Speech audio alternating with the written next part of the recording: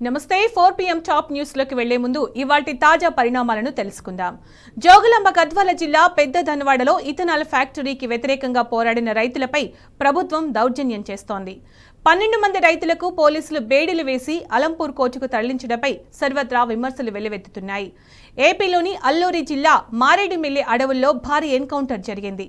3 మావోయిస్టులు మృతి చెందారు. ఇక ఇరాన్, ఇజ్రాయెల్ మధ్య దాడులు తీవ్రతరమయ్యాయి. అమెరికా సేనలతో కలిసి ఇజ్రాయెల్, ఇరాన్ నగరాలపై ముప్పేట దాడి చేస్తోంది. గోదావరి, బనకచెర్లపై బీఆర్ఎస్ ఒత్తిడితో కాంగ్రెస్ సర్కారు తలొగ్గింది. సచివాలయంలో ఆల్ పార్టీ ఎంపీలతో భేటీ అయిన సీఎం రేవంత్ బనకచెర్ల ప్రాజెక్టుపై పవర్ పాయింట్ ప్రెజెంటేషన్ ఇవ్వనున్నారు. ఇవాల్టి టాప్ న్యూస్ చూద్దాం. ధన్వాడ రైతులకు బేడులు వేసి కోర్టుకు తరలించిన పోలీసులు. టాప్ 2 బ్రేకింగ్ న్యూస్ చూస్తున్నాం. ఏపీలోని అల్లూరి జిల్లా మారేడుమిల్లి అడవుల్లో భారీ ఎన్కౌంటర్. టాప్ 3 బ్రేకింగ్ న్యూస్ చూస్తున్నాం. ఇరాన్, ఇజ్రాయెల్ మధ్య భీకర దాడులు. టాప్ 4 బ్రేకింగ్ న్యూస్ చూస్తున్నాం. గోదావరి, బనకచెర్లపై బీఆర్ఎస్ ఒత్తిడితో తలగ్గిన కాంగ్రెస్ సర్కార్.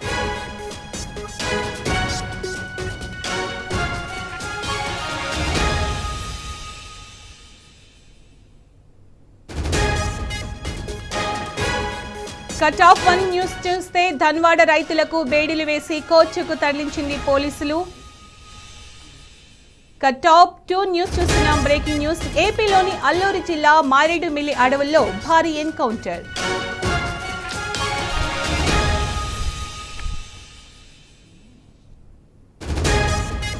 టాప్ 3 బ్రేకింగ్ న్యూస్ చూస్తున్నాం. ఇరాన్, ఇజ్రాయెల్ మధ్య భీకర దాడులు జరుగుతున్నాయి. టాప్ 4 చూస్తున్నాం. గోదావరి, బనకచెర్లపై బీఆర్ఎస్ ఒత్తిడితో తలగ్గిన కాంగ్రెస్ సర్కార్.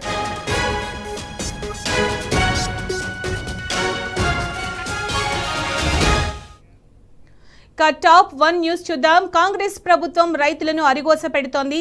లగచెర్ల నుంచి పెద్ద ధన్వాడ వరకు అన్నదాతలపై దౌర్జన్యం చేస్తోంది. కూనీకోర్లు కరడుగట్టిన నేరగాళ్ల తరహాలో బేడీలు వేసి కోర్టుకు తరలిస్తోంది.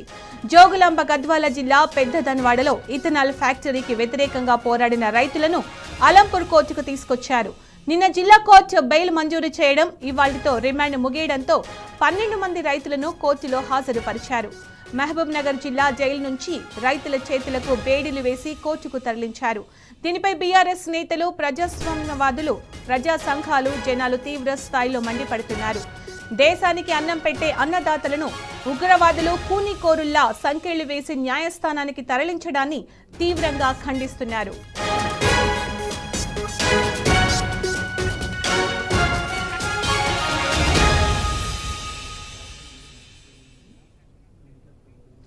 ఇక ఇదే అంశానికి సంబంధించి పూర్తి సమాచారం మా ప్రతినిధి నరేష్ అందిస్తారు. నరేష్, అప్డేట్స్ ఏంటి నరేష్ దీనికి సంబంధించి?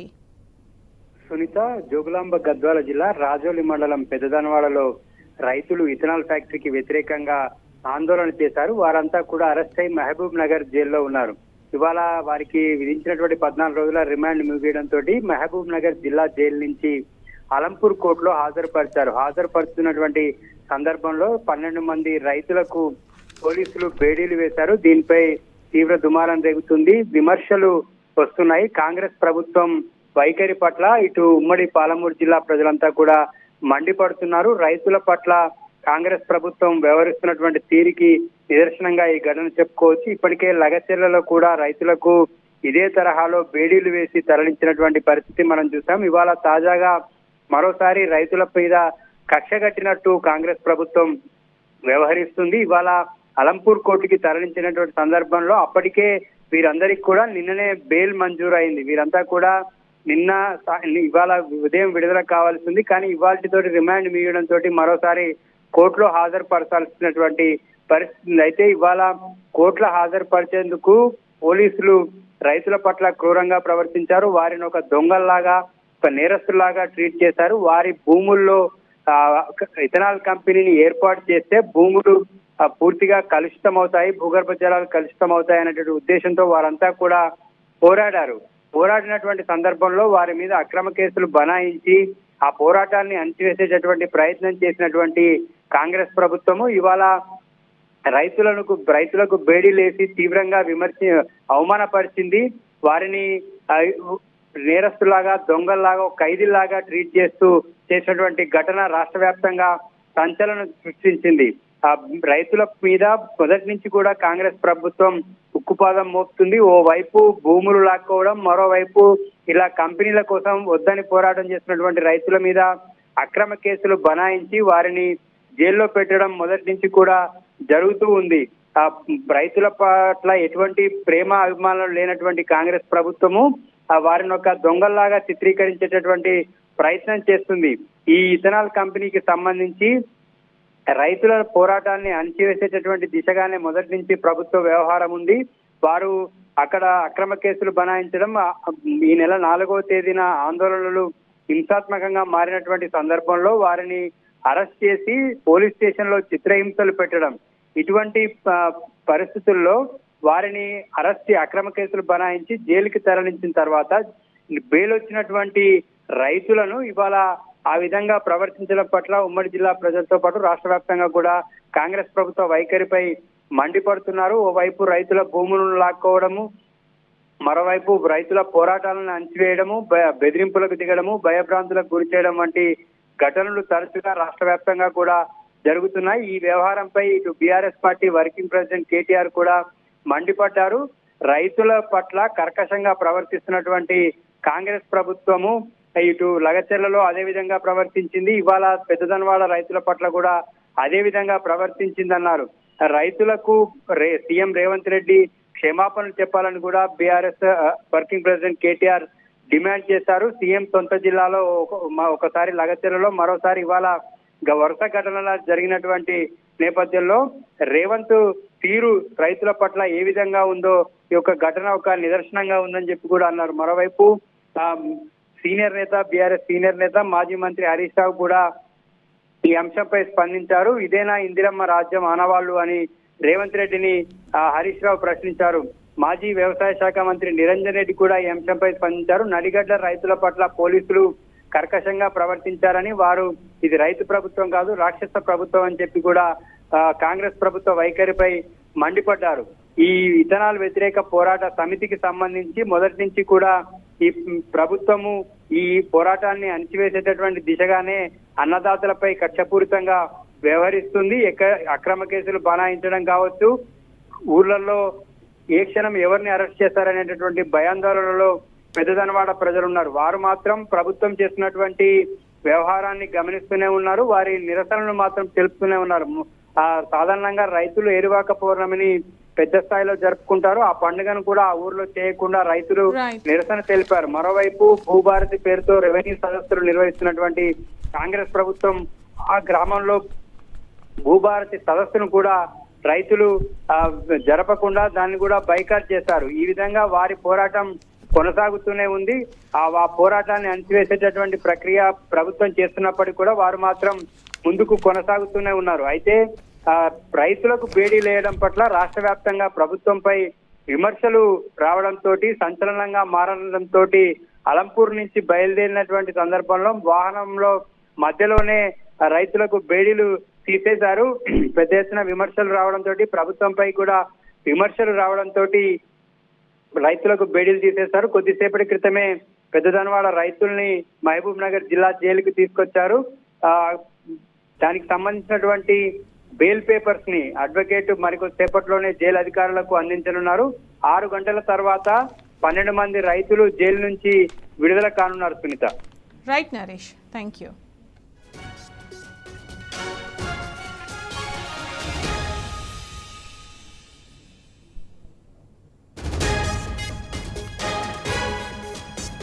కాంగ్రెస్ ప్రభుత్వం రైతులను అరిగోస పెడుతోంది. లగచెర్ల నుంచి పెద్దదన్వాడ వరకు అన్నదాతలపై దౌర్జన్యం చేస్తోంది. కూనీకోర్లు కరడుగట్టిన నేరగాళ్ల తరహాలో బేడీలు వేసి కోర్టుకు తరలిస్తోంది. జోగులాంబ గద్వాల జిల్లా పెద్దదన్వాడలో ఇథనాల్ ఫ్యాక్టరీకి వ్యతిరేకంగా పోరాడిన రైతులను అలంపూర్ కోర్టుకు తీసుకొచ్చారు. ఇక దీనికి సంబంధించి మనతో స్పందించడానికి మాజీ మంత్రి నిరంజన్ రెడ్డి గారు ఫోన్ లైన్లో ఉన్నారు. నమస్తే సార్. మనం చూస్తున్నాం లగచెర్ల రైతులకు తీరుగానే పెద్దదన్వాడ రైతులకు కూడా సంకెళ్లు వేసి చేతులకు బేడీలు వేసి కోర్టుకు తీసుకెళ్లారు. సో దీన్ని ఎలా చూడాలంటారు? అంత అవసరమా? ఇది అత్యంత అమానుషమైనటువంటి చర్య. ఈ ప్రభుత్వానికి చట్టబద్ధంగా వ్యవహరించడం అనేటువంటిది రాదు. ఎందుకంటే సాక్షాత్తు ముఖ్యమంత్రి నుంచి ఆ పార్టీ ఆ ప్రభుత్వానికి సంబంధించినటువంటి నేతల పై నుంచి కింది దాకా వాళ్ళు వాడుతున్న భాష కానీ వాళ్ళ ప్రవర్తన తీరు కానీ చట్టాన్ని రాజ్యాంగాన్ని గౌరవిస్తున్నట్లుగా ఎక్కడ మనకు కనిపించదు. వాళ్ళే మొదటి ఉల్లంఘనలు చేసేటువంటి వాళ్ళు వాళ్ళే. ప్రజలు ఇక్కడ రైతులు న్యాయబద్ధంగా కోరినారు. ఒకవేళ రైతులు గురించి సమంజసం కాకపోతే సంబంధిత మంత్రులు, అధికారులు, లేకపోతే అక్కడ ఉండే ప్రజాప్రతినిధులు వాళ్ళ రైతులు కూర్చోబెట్టి కౌన్సిలింగ్ చేయాలా, వాళ్ళ విషయం బోధపద్ధతి చెప్పాలా, ఓపికగా సమయానుసారం ప్రవర్తించాలి తప్ప రైతులు ఆందోళన చేసినారనేటువంటి కారణంతో అక్కసుతోన వాళ్ళ మీద పెట్టకూడనటువంటి కేసులు, క్రిమినల్ కేసులు పెట్టినారు. అసలు ఆ కేసులు ఇన్వోక్ చేయకూడదు. ఆ ప్రావిజన్స్ అన్ని కూడా చాలా తప్పు. వాళ్ళ మీద పెట్టినటువంటి కేసులన్నీ కూడా తప్పు కేసులు.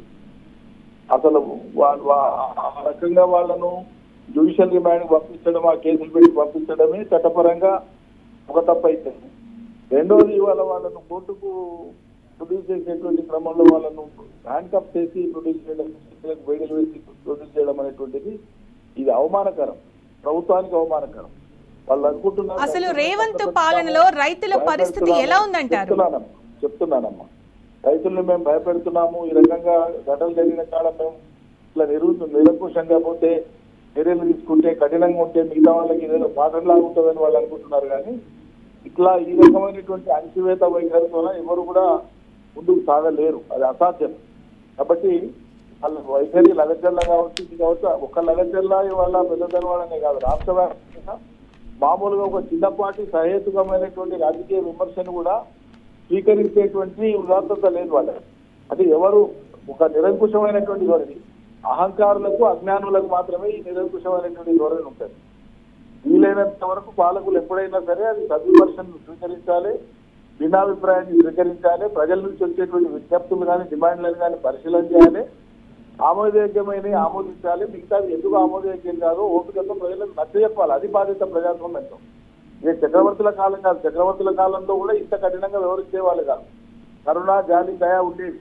కానీ ఇవాళ అత్యంత అమానుషం, దుర్మార్గం, రౌడీ రాజ్యం లాగుంది తప్ప ఇది ప్రభుత్వ పరిపాలన లాగుంది. అసలు ఇంత దారుణంగా నా రైతులకి హ్యాండ్ కప్ చేయడం ఏంటంటే అసలు అవమానకరం. ఇది వాళ్ళ కేంద్ర సర్కారు, కేంద్ర పార్టీ రోజు రాజ్యాంగాన్ని, ఎర్ర పుస్తకాన్ని చేతులు పట్టుకొని ప్రపంచానికి దాటి చెప్తున్నారు రాహుల్ గాంధీ గారు. మరి తెలంగాణలో ప్రజలైతే హక్కులు ఈ రకంగా కాలరాయ పరిస్థితి రాజ్యాంగం ఏర్పడి ఆ రాజ్యాంగాన్ని గౌరవిస్తున్నట్లయినా ఇక్కడ రాజ్యాంగాన్ని అమలు చేయమనేది ఈ ప్రభుత్వానికి ఎందుకు చెప్పరు? వాళ్ళు ఈ ప్రభుత్వాల నాయకులకు ఎందుకు చెప్పరు? ఎందుకు ఈ డబుల్ స్టాండర్డ్స్? కాబట్టి ప్రజలు రైతులకు బేడీలు వేసి ఈ రోజు రైతుల్ని నానా అగచాట్ల పాలు చేసి ఎక్కువ పెట్టుబడి ఇవ్వకుండా, బోనస్ ఇవ్వకుండా, సరైన సకాలంలో కరెక్ట్ ఇవ్వకుండా, నీళ్లు ఇవ్వకుండా అనేక రకాల అవస్థలు పెట్టడంతో పాటు రైతులు తమ కష్టం తాము చేసి బతికేటువంటి రైతులు 10 మంది పట్టగా అన్నం పెట్టేటువంటి రైతుల్ని ఈ రకంగా అవమానించడం, చిత్రహింసలకు గురి చేయడం, వాళ్ళ మీద కేసులు పెట్టడం, రిమాండ్లకు పంపేయడం, తీరా వాళ్ళను కరుడు కట్టినటువంటి నేరస్తులు బందిపోట్లలాగా, హంతకులలాగా వాళ్ళని తీసుకొని వచ్చి హ్యాబిచువల్ అఫెండర్స్ లాగా, నేరాలకు అలవాటు పడినటువంటి నేరస్తుల్లాగా వాళ్ళను సమాజం ముందు చిత్రీకరించేటువంటి విధంగా హ్యాండ్కప్ చేసి వాళ్ళని కోర్టుకు తీసుకురావడం అనేటువంటి రైతులతో దీనికి 100 రెట్లు, 1000 రెట్లు, 1,00,000 రెట్లు పరిహారం ప్రభుత్వం చెల్లించక తప్పదు రేపు ప్రజాకోర్టులో. రైట్ అండి, థ్యాంక్ యూ.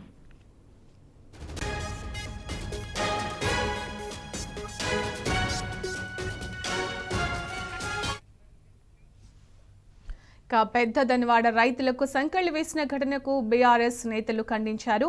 దీనికి సంబంధించిన పూర్తి సమాచారం మా ప్రతినిధి లివిల్ అందిస్తారు. లివిల్, లగచర్ల రైతులు తీరుగానే పెద్దదన్వాడ రైతులకు కూడా సంకెళ్లు వేసి చేతులకు బేడీలు వేసి పోలీసులు తీసుకెళ్లిన ఘటనను చూస్తుంటే మొత్తం యావత్ తెలంగాణ రైతాంగం అంతా కూడా మండిపడుతుంది. ముఖ్యంగా బీఆర్ఎస్ నేతలు కూడా దీన్ని ఖండిస్తున్నారు. అప్డేట్స్ అండి దీనికి సంబంధించి.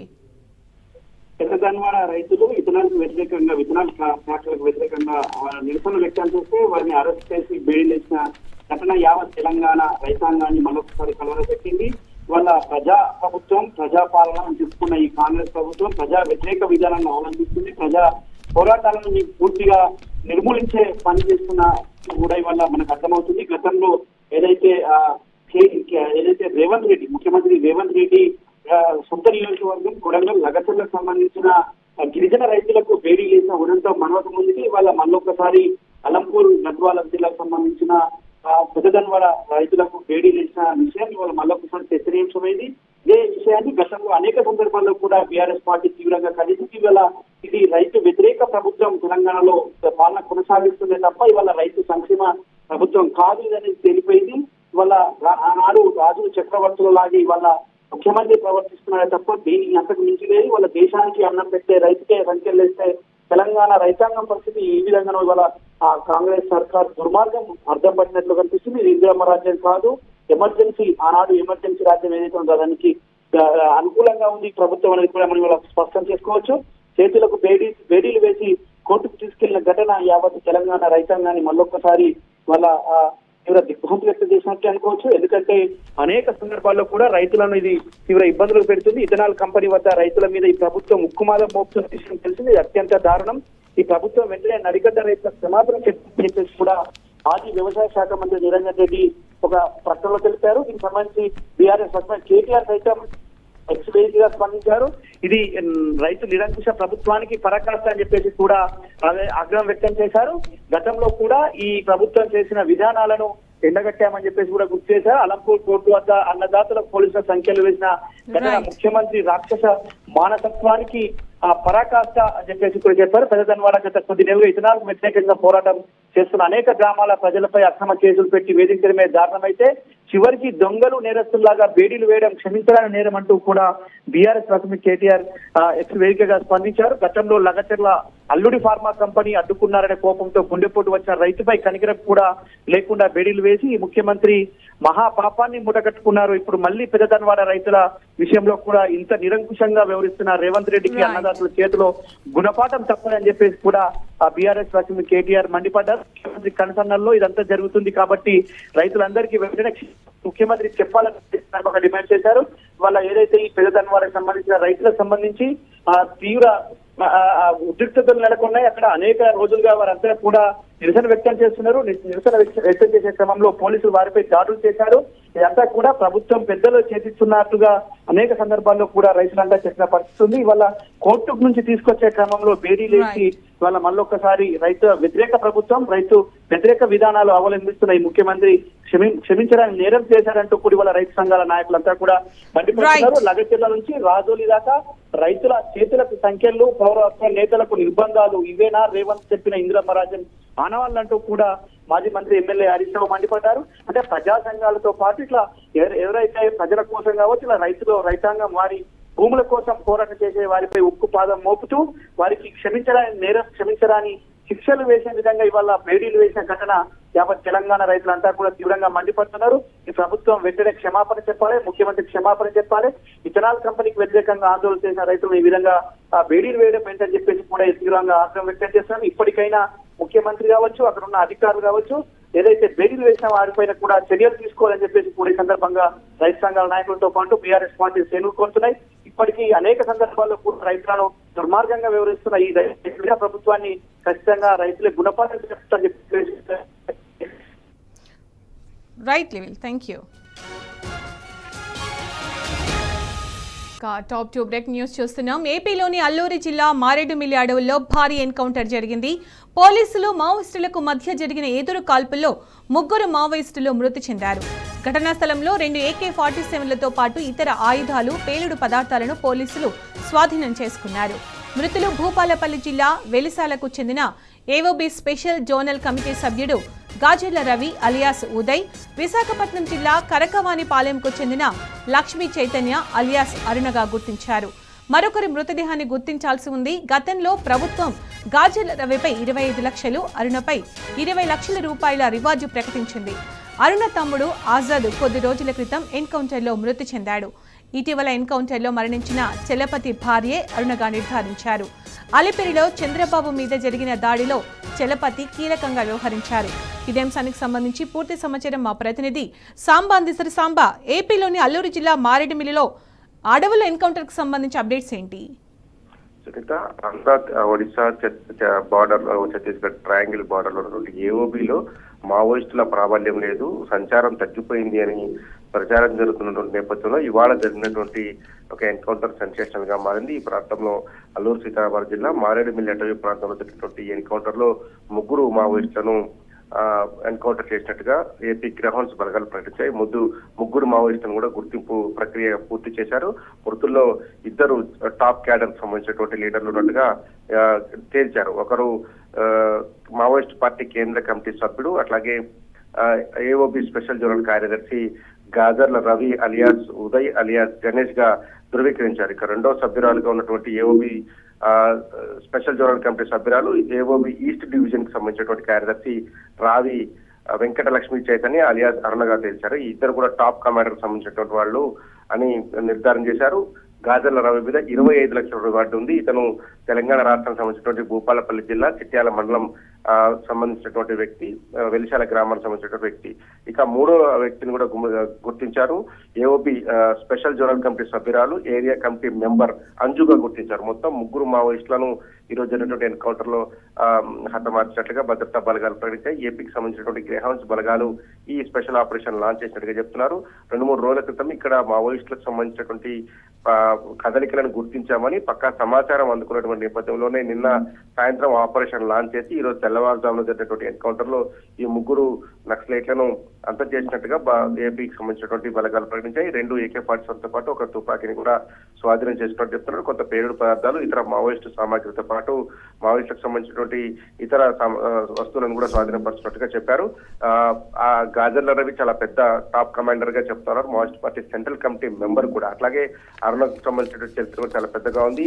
ఆ అరుణ భర్త చలపతి కూడా సెంట్రల్ కమిటీ మెంబర్, కేంద్ర కమిటీ మెంబర్ గా ఉంటూ ఇటీవల కాలంలో ఎన్కౌంటర్ గురయ్యారు. మరొక వ్యక్తి తమ్ముడు ఆజాద్ పేరుతో చలామణి అయినటువంటి అతను కూడా సెంట్రల్ కమిటీలోనే స్థానం సంపాదించినటువంటి ఎన్కౌంటర్ లోనే పోలీసులు హతమార్చినట్టుగా చెప్తున్నారు. మొత్తంగా మారేడుమిల్లి ఎన్కౌంటర్ ప్రక్రియ పూర్తయింది. 3 మృతదేహాలను స్వాధీనిస్తున్నారు. 3 కూడా గుర్తింపు ప్రక్రియను కూడా పూర్తి చేశారు. Right, thank you.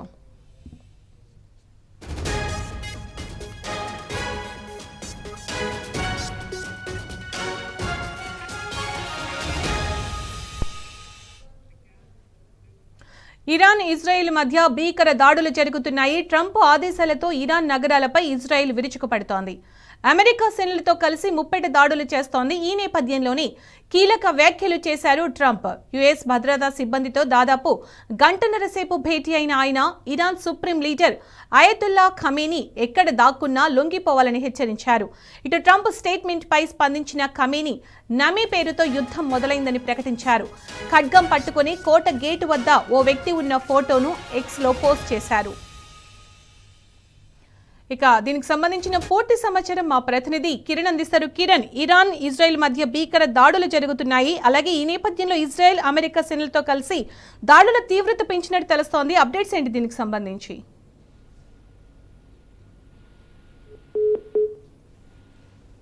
యుద్ధాల నేపథ్యంలో నానాటికి ఈ యుద్ధం అనేది ఇంకా పెరుగుతున్నటువంటి పరిస్థితి. యుద్ధంలో టెహ్రాన్ సైనిక మౌలిక సదుపాయాలకు దెబ్బతీసే విధంగా భారీ విజయం సాధించామని కూడా ఇజ్రాయెల్ ఇప్పటికే చెప్తున్నటువంటి సందర్భాలు అయితే మనకు కనిపిస్తా ఉన్నాయి. ప్రతిదాడులు అడ్డుకునేందుకు కూడా ఈ దేశం తీవ్రంగానే ప్రయత్నిస్తోంది. ఇప్పటికే ఐరన్ డోమ్ లకు సంబంధించినటువంటి ట్యాంక్ల పైన చిల్లు పడటంతో ఇప్పటికే ఇరాన్ కు సంబంధించినటువంటి ప్రయోగించే క్షిపణులు కూడా కీలక ప్రాంతాలకు మీదకు కూడా దూసుకొస్తున్నట్టుగా ఇజ్రాయెల్ అయితే వెల్లడించింది. అయితే దీంతో వాటిని అడ్డుకునేందుకు కూడా నెతన్యాహు సర్కార్ భారీగా వెచ్చించాల్సిన వస్తుందని కూడా తాను కొంత సమాచారం అయితే అందుతున్నటువంటి పరిస్థితులు కనబడుతున్నాయి. దాదాపు ఈ యుద్ధంలో కూడా చాలా మంది చనిపోయినట్టుగా వార్తలు అయితే వస్తున్న నేపథ్యంలో ఈ యుద్ధం ఎప్పట్లోగా ఆగుతుంది ఏంటనేది మాత్రం ప్రస్తుతానికి ప్రశ్నార్థకంగా మారింది. పూర్తిగా 24 మంది మరణించారు. అందులో 600 మంది కూడా గాయపడినట్టుగా నెతన్యాహు ప్రభుత్వం కూడా వెల్లడించినటువంటి పరిస్థితులు కనిపిస్తా ఉన్నాయి.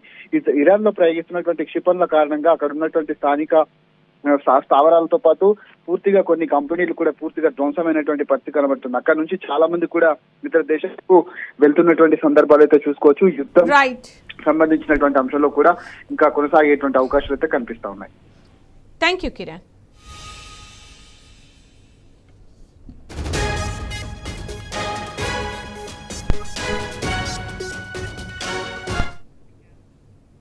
టాప్ 4 న్యూస్ చూస్తున్నాం. తెలంగాణకు గోదావరి జిల్లాలో అన్యాయం చేసేలా ఏపీ సర్కారు బనకచెర్ల నిర్మాణానికి పూనుకోవడాన్ని బీఆర్ఎస్ ఎండగట్టడంతో ఎట్టకేలకు కాంగ్రెస్ సర్కారులో చలనం వచ్చింది. ఇన్నాళ్లు నిమ్మకు నీరెత్తినట్టున్న రేవంత్ సర్కారు సోయిలోకి వచ్చింది. ఏపీ కుట్రలను కట్టడి చేసేందుకు అవసరమైతే ఢిల్లీకి అఖిలపక్షాన్ని తీసుకెళ్లాలన్న హరీష్ రావు డిమాండ్కు తలొగ్గక తప్పలేదు. మౌనం వీడకపోతే తెలంగాణ ప్రజలను బీఆర్ఎస్ను ఎదుర్కోవడం కష్టమని భావించింది. ఇందులో భాగంగా ఈ ప్రాజెక్టుపై పవర్ పాయింట్ ప్రెజెంటేషన్ ఇచ్చేందుకు ప్రభుత్వం సిద్ధమైంది. హైదరాబాద్ సచివాలయంలో ఆల్ పార్టీ ఎంపీలతో గోదావరి బనకచెర్ల ప్రాజెక్టుపై పవర్ పాయింట్ ప్రెజెంటేషన్ ఇవ్వనున్నట్లు మంత్రి ఉత్తమ్ కుమార్ రెడ్డి ప్రకటించారు. దీనికి సంబంధించిన మరింత సమాచారం మా ప్రతినిధి లివిల్ అందిస్తారు. లివిల్, తెలంగాణకు చెప్పండి లివిల్.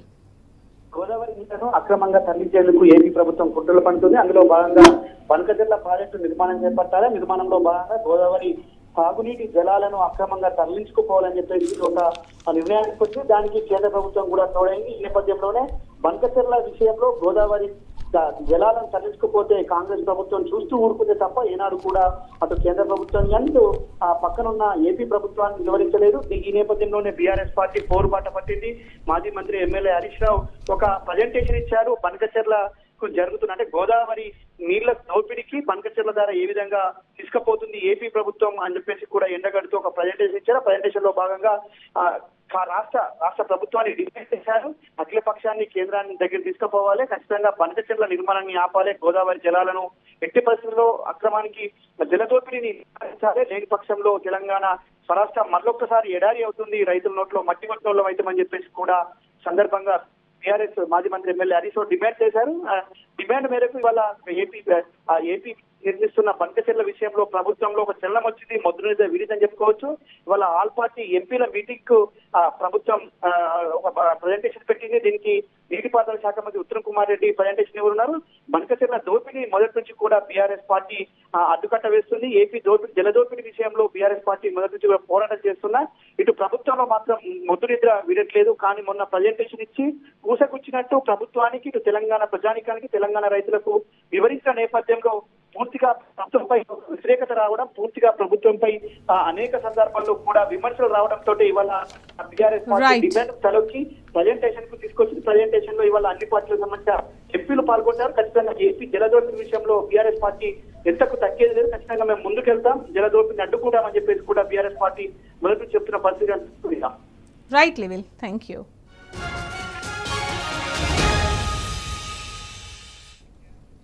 ఇది వాళ్ళ 4 PM టాప్ న్యూస్.